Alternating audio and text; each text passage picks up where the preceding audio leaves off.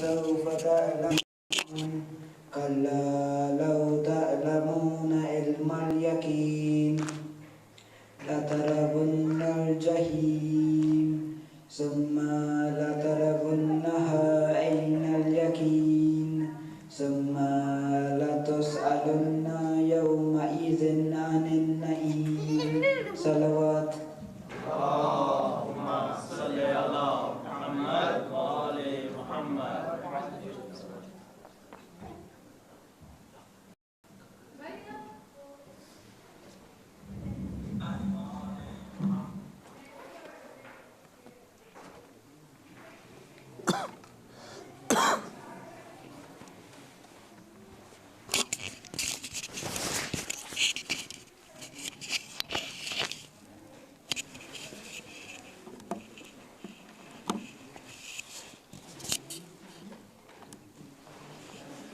أعوذ بالله من الشيطان الرجيم. بسم الله الرحمن الرحيم.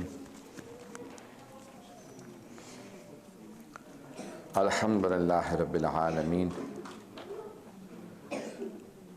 والعاقبة لأهل التقوى واليقين والصلاة والسلام على أشرف الأنبياء والمرسلين خاتم النبيين بالقاسم محمد.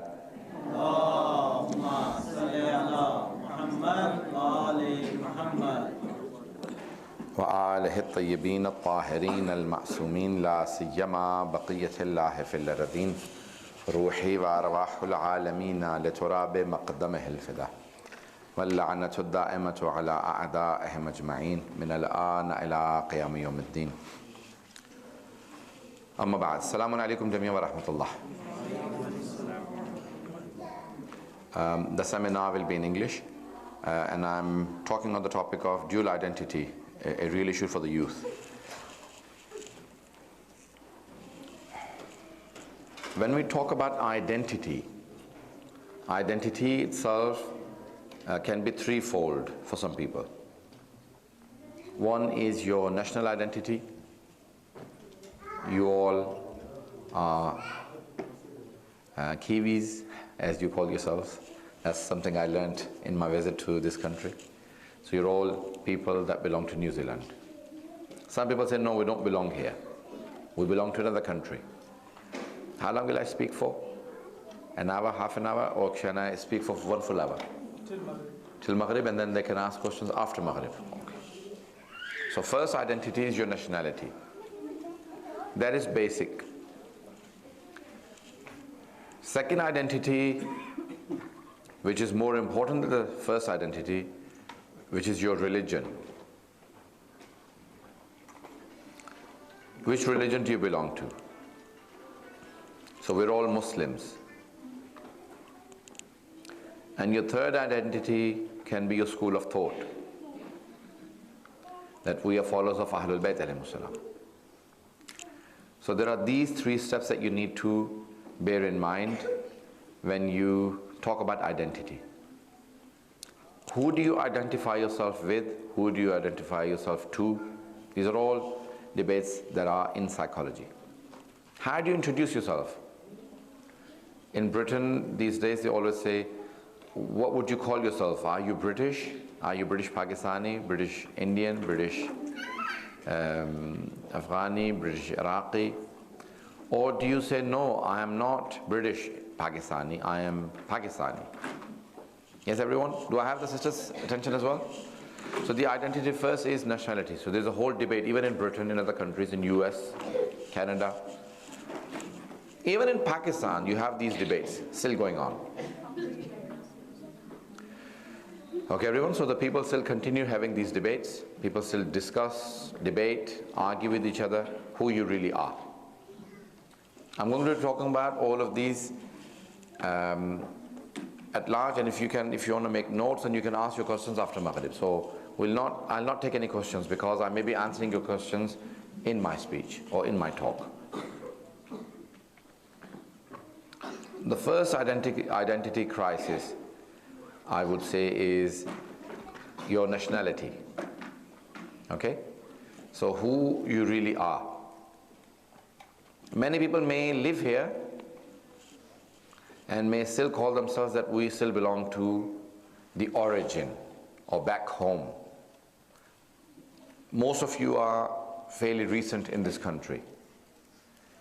In Britain, in America, in many other countries, our children don't even know where back home is. My children don't know where back home is. They say, yes, where Pakistan is. In cricket, they say Pakistan, Zindabad, whatever. Yes? They will say all of those things. But they don't even know where back home is. I've never taken them to Pakistan. So there may be other people. There are very many similar people who are from India, Pakistan, Afghanistan, Iran, Iraq. Mainly the first origin to Britain from the subcontinent are the Bangladeshi people. Then came the Pakistanis, then came the Indians, then other nationalities. So the first crisis is who you really are. Shall I stand up so you can all see me? Or can you all see me? So the first crisis is nationality crisis. What do you call yourself? Do you call yourself that you are Pakistani people living in New Zealand, or Indian people or Afghanistan people living in New Zealand, Iraqi people? Or do you call yourself that we belong to New Zealand now? Okay, everyone?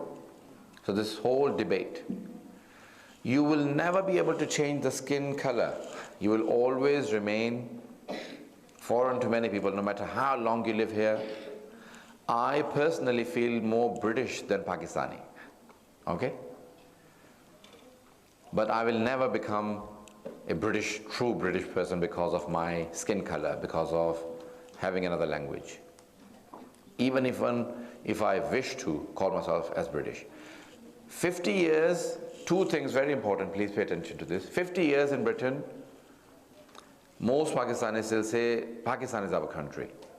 So the British people say, okay, if Pakistan is your country, then you can't take part in making decisions in this country because you don't belong here.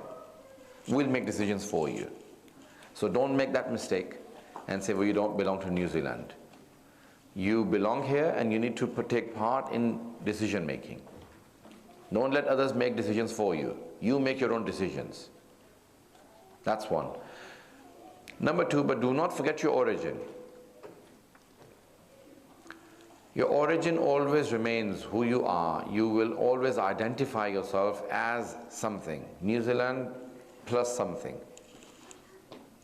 Even the whites here have been here for centuries, but they still have to admit that they came from other countries. They were either Greeks or British or Irish or something else. Even after a few hundred centuries in America, they still say my forefathers were Irish. Yes?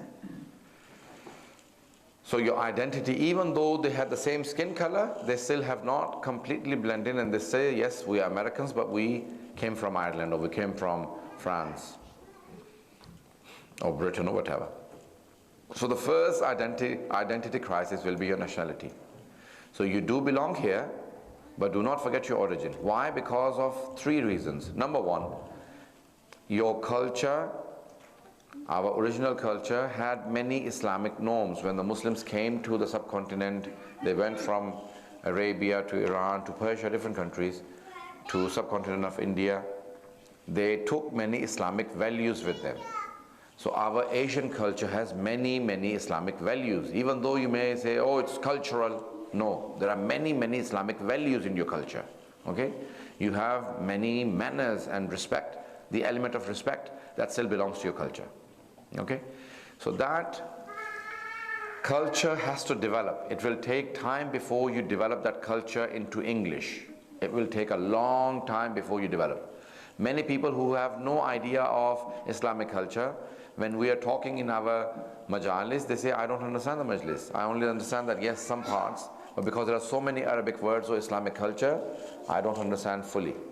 So they need to grasp and pick up those words. Yes? So there are many Islamic values in our cultures. The most important thing from Islamic values in those cultures is the ethical values. Yes, ethics. Do I have everyone so far? Have I lost many people? Okay. So the first thing is your identity, nationality, and in that there are three things. First of all, you do not forget your original culture. Why? Because, number one, it has many Islamic cultural values. Number two, language is key.